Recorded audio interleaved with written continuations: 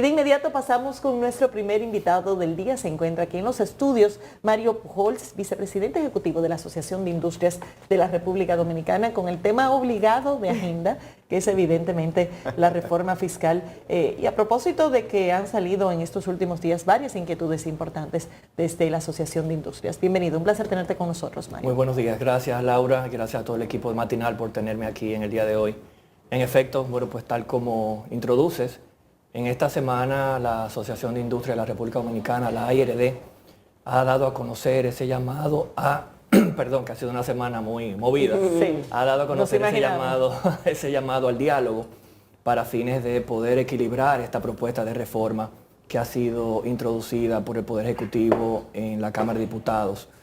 Digamos que nuestro enfoque ha sido pues, muy puntual en atención a una serie de aspectos que entendemos deben de ajustarse a fines de que esta reforma, la cual todos entendemos y comprendemos que es necesaria en el momento en que se ha presentado, acorde a las explicaciones de las autoridades también, pues deben de hacerse algunos ajustes para poder de una manera u otra mantener el equilibrio a lo interno del sector. ¿Cuáles son esos ajustes que plantea la Asociación de Industria de la República Dominicana? Bueno, Miguel, en primer lugar está todo lo relacionado con la ley de proindustria. Hay un artículo en específico de la propuesta que elimina el artículo 50 de la ley de proindustria. Este artículo en específico pues trata todo el tema de innovación y modernización. Recordemos que la ley de proindustria fue diseñada y aprobada en el año 2007 en un contexto en donde como país estábamos negociando o esperando ya la implementación del CAFTA. Laura, te recuerda que lo negociamos juntos. Y luego el tema del acuerdo con la Comunidad Europea. Y digamos que en ese contexto se entendió necesario establecer todo un andamiaje para que el sector de manufactura local pudiera tener las facilidades del lugar que promovieran su innovación y su competitividad para poder hacer frente a todas esas importaciones que iban a llegar de manera progresiva a nuestro mercado. Entonces en este artículo hay una serie de disposiciones que estamos en el marco de este diálogo que se ha abierto en la Comisión de Hacienda de la Cámara de Diputados, pues explicando todas las prerrogativas y todos los beneficios que representan estos puntos para el sector industrial. Nosotros preparamos un estudio, el cual solicitamos de la mano con el Ministerio de Industria, Comercio y MIPYMES y dimos a conocer a principios de este año, preparado por la firma Ecomod, que hizo un recuento de lo que fueron los primeros 15 años de implementación de esta ley, en donde los resultados son positivos por doquier. Las empresas se enfocaron en innovar, en ser más competitivas y por ende en producir más y pagar más impuestos. Las mismas generaron más empleos, 5.4 más empleos que aquellas empresas que no estén calificadas bajo ese marco y pagaron mejores salarios, 2.4 mejores salarios que los salarios mínimos del sector. Entonces es una ley que ha demostrado ser noble, acorde a términos que hemos escuchado en estas discusiones con las autoridades y los tomadores de decisión. Una ley en la cual no se ha identificado ningún tipo de manejo fraudulento con la implementación de la misma. Y que ni siquiera es tan onerosa en sentido general, porque es un incentivo suficientemente acotado en una serie de acciones puntuales que por demás en algunos casos incluso lo que implica es una depreciación acelerada. Perfecto, esa es una de las partes del artículo 50, de hecho es el punto 50.1 que establece la parte de depreciación acelerada, que es una figura utilizada incluso por todos nuestros socios comerciales. Y entonces no la vamos a tener nosotros como sector de manufactura local. ¿Cómo vamos a poder hacer esa competencia? Entonces lo que bien mencionas, el tema de esos filtros de las autoridades al momento de dar el visto bueno para las facilidades establecidas en la ley de proindustria están debidamente limitados. Hacienda tiene un rol, DGI tiene un rol y luego el Consejo Directivo de Proindustria, del cual nosotros somos parte, junto con 5 otros gremios importantes de la República Dominicana, pues por ahí también hay un filtro adicional. La idea es que podamos pasar el mensaje y hacer entender de que esa ley es importante y de que, contrario quizás a otros regímenes fiscales, aquí si no hay una inversión, no hay incentivo. Es decir, que la ley está muy bien diseñada desde origen en ese sentido. ¿Pero se plantea la eliminación en sentido generalizado o una modificación en el artículo? Eliminación completa del artículo 50. Artículo completo. Sí, que es el corazón de la ley porque es el que establece todas las facilidades relacionadas con innovación y modernización. Entonces, señores, ustedes saben, el que no innova y no moderniza no puede ser competitivo. Y si tú invertiste quizás en unas maquinarias hace 5 años, quizás ya esté llegando el momento en que tengas que renovar. Entonces, eso digamos que es parte de una dinámica que estamos tratando de explicar. Esa ley, Mario, se dio en el contexto también de buscar, y tú lo explicaste un poco al principio, de aumentar la competitividad del sector industrial y manufacturero en el país frente a las aperturas de las fronteras desde el punto de vista del comercio internacional. ¿Ha cambiado la situación de competitividad del país lo suficiente para que pensemos que este tipo de incentivo no es necesario? Yo creo que lo primero que tenemos que hacer es ver las mejores prácticas. Nuestros socios comerciales mantienen este tipo de facilidades. Los Estados Unidos incluso tienen una política bastante firme de compra en Estados Unidos, Buy USA, o sea, a su misma dinámica a nivel de toda la economía, promueve la adquisición de bienes norteamericanos. Entonces, en el caso nuestro, lo que nosotros hemos de una manera u otra puesto sobre la mesa es de que esto es necesario para que podamos mantener, digamos que cierto nivel de competitividad ante la apertura total de nuestras fronteras en enero. Ya sabes que los últimos aranceles que quedan del CAFTA, pues pasan ya del CAFTA, claro, pasan completamente a cero arancel. Entonces ahí de una manera u otra tenemos que mantener en la visión de corto y mediano plazo del empresariado de que hay que mantener ese enfoque en innovación para hacer Además del arroz, ¿hay algún otro producto sensible en esa última canasta de desgravación? Digamos que el foco principal, que es también algo que el gobierno ha reiterado en varias ocasiones, es el arroz en esta oportunidad. Y ahí digamos que estamos también dando seguimiento para los fines. Bueno, Pujols, veo que, por ejemplo, la Cervecería Nacional Dominicana se pronunció también en torno al tema. Uno de los impactos negativos que plantean es que tendrían limitaciones de futuras inversiones posteriormente, obviamente, de aplicarse esta reforma fiscal. ¿Qué otros impactos negativos podría tener el sector que ustedes representan o las empresas afiliadas a ustedes? Claro, gracias Miguel. Mira, tú sabes que aparte del punto que comenté de Proindustria, que es transversal y que impacta a todas las empresas, en el caso, por ejemplo, de los otros puntos que hemos identificado, está el de alcoholes. El sector alcohol no aguanta un centavo más de impuestos. Esto es algo que se ha repetido de manera constante y que nos sorprende muchísimo el que esta figura de impuesto selectivo al consumo, ajustes en la estructura del impuesto selectivo al consumo aplicado a las bebidas alcohólicas aquí en el país, pues forme parte de la propuesta. Desde el año 2012, que se produjo la última reforma fiscal aquí en el país, en donde el sector alcoholes dijo, no aguantamos un centavo más, no implementen esas nuevas figuras, se va a producir un tema de comercio ilícito, de evasión, de adulteración. El sector en ese momento no fue escuchado y conocemos todo lo que ocurrió. Aquí comenzamos a hablar de clerén, de triculí, términos que ninguno de nosotros escuchó, digamos que cuando éramos jóvenes. Y ya en el 2020 pues se dio esa situación en extremo preocupante, en donde pues los fallecimientos que se estaban dando en el mercado por consumo de alcohol adulterado iban a la par con los fallecimientos por COVID. Eso fue una situación bastante negativa también y preocupante para el sector, porque de una manera u otra también impactaba la imagen del sector productor de bebidas alcohólicas en el país.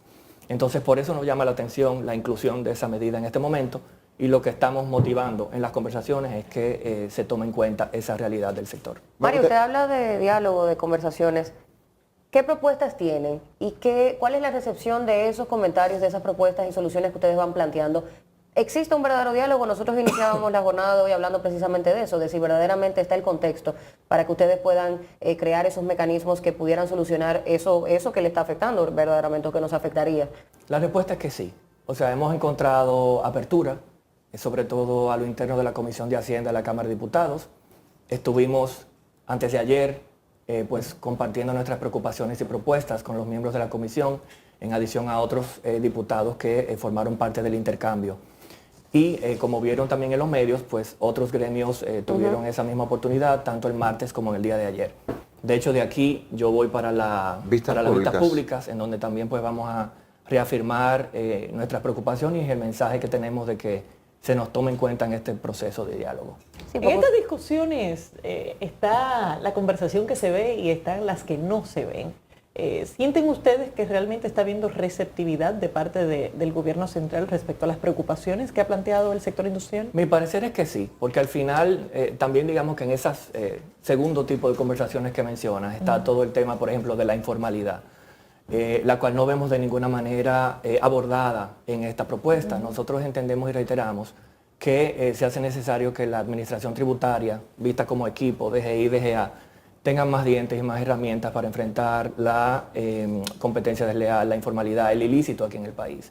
Y que esos operativos, de los cuales vimos uno en abril y vimos uno adicional hace como 2 o 3 semanas, entendemos que deberían ocurrir hasta diariamente, porque la cantidad de situaciones que se están dando en el mercado a través de las informaciones y los reportes que nos llegan de nuestros asociados ameritan que la administración tributaria esté de manera constante en la calle, pues haciendo ese tipo de operativos. Mario, tú dijiste que fueron escuchados, pero que también presentaron algunas propuestas. ¿Podrías mencionarnos algunos elementos, puntos de esa propuesta que ustedes plantearon a la Comisión de Hacienda? Claro, en el caso específico de la ley de proindustria, nuestra propuesta ha sido de que se reconsidere la eliminación del artículo 50 y ahí compartimos pues todas las cifras relacionadas con esa disposición. Se me pasó comentarte ahorita, por ejemplo, que algunos de los puntos también que estamos resaltando es las bondades que ha provocado Proindustria en el sector. Hay quienes quizás en el pasado hayan mencionado que la ley fue en su momento diseñada pensando en las empresas grandes, lo cual no puede estar más alejado de la realidad. El 50% de las empresas que se han beneficiado en estos 15 años de la ley de Proindustria son MIPYMES y de ese 57%, el 35% son micro y pequeñas. O sea, Proindustria es una ley, de nuevo, noble, que de una manera u otra ha buscado y ha provocado esa innovación y esa modernización en todo el andamiaje productivo nacional. Entrando quizás un poquito más en materia, también hemos tocado el tema de los alcoholes a nivel de propuesta, en el sentido de que reiteramos el mensaje de que ya ese sector quizás no aguanta un centavo más de impuestos. También pues todo lo relacionado con la nueva figura de impuesto selectivo al consumo a las bebidas con azúcar añadida. Entendemos también que esa medida debe repensarse en el sentido de que como está diseñada impactaría a esos quintiles poblacionales con menor poder adquisitivo en nuestra sociedad. El componente del impuesto selectivo al consumo y el reembolso del mismo en lo que tiene que ver con los combustibles utilizados por las generadoras. Nos sorprendió ver en un articulado en donde se excluyen a los sistemas aislados de esta facilidad. Ahí entendemos que se provocaría una discriminación con no solo con los consumidores que estén bajo ese andamiaje, sino también contra las empresas que se nutran a nivel de energía de los sistemas aislados, porque se está hablando incluso hasta de un posible incremento de precios de un 16%. Que al final viene determinado por un componente territorial también. Hay zonas del país que solamente reciben energía a través de esos sectores aislados. Precedentes, o sea, ya es una situación creada en el sector que de una manera u otra tiene que abordarse en ese sentido. Y el tema de una propuesta que también nos sorprendió, la eliminación de 2 artículos importantes de la ley 5607, que es la que establece los incentivos a la cadena de textiles y calzados fuera de zona franca. Son textiles y calzados que están de una manera u otra en manufactura local. Ahí estamos haciendo también una propuesta que pueda ser ponderada por los congresistas.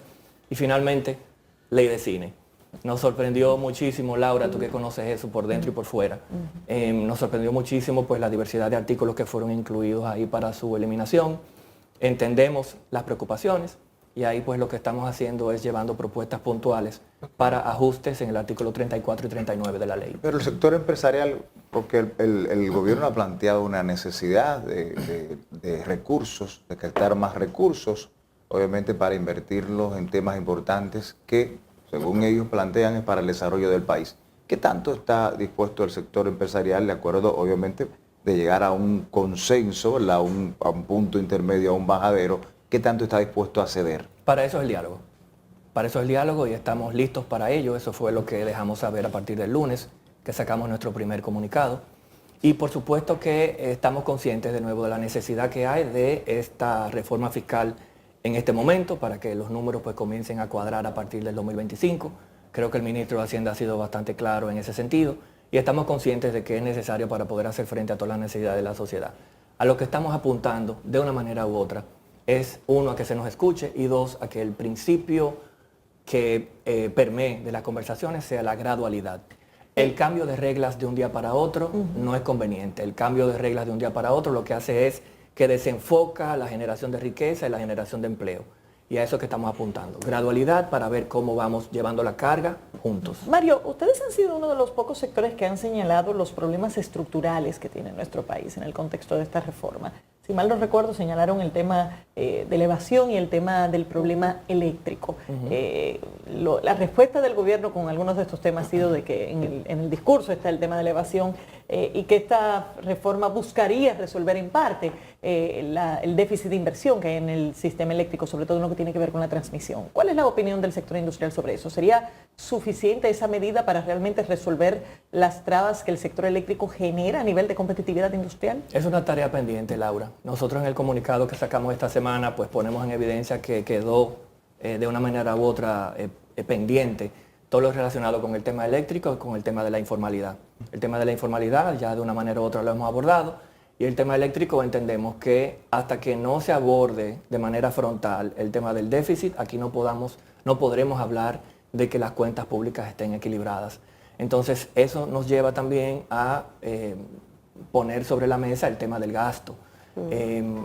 El 16 de septiembre, en una semanal en la que de una manera u otra todos estuvimos pendientes, se trató el tema de las fusiones de instituciones y de la eliminación de instituciones públicas. Nosotros lo vemos eso como un buen primer paso muy valiente, pero falta todavía un ejercicio que hacer en ese sentido. Solamente viendo el desglose del presupuesto nacional, pues puede uno de una manera u otra identificar una serie de instituciones adscritas, autónomas, descentralizadas, que quizás ameriten un poco de discusión en estos días, viendo toda la foto completa. Lo que tú quieres decir es, Mario, que por ejemplo así mismo como ustedes van a sacrificar parte, obviamente, en estas conversaciones, el gobierno debería ceder un poco más en cuanto a lo que tiene que ver con el gasto público. Evaluar, o sea, de nuevo, poner la lupa sobre los números, porque yo creo que el contexto amerita sacrificios de todos, no de unos más que otros. Y hago este comentario porque, por ejemplo, el sector industrial representa el 10.3% del PIB en el país, el 18% de las recaudaciones. Y cuando escucho mencionar que la presión fiscal a nivel de República Dominicana es de un 14%, llama la atención porque la presión fiscal que recae sobre los hombros del sector industrial es de 24%.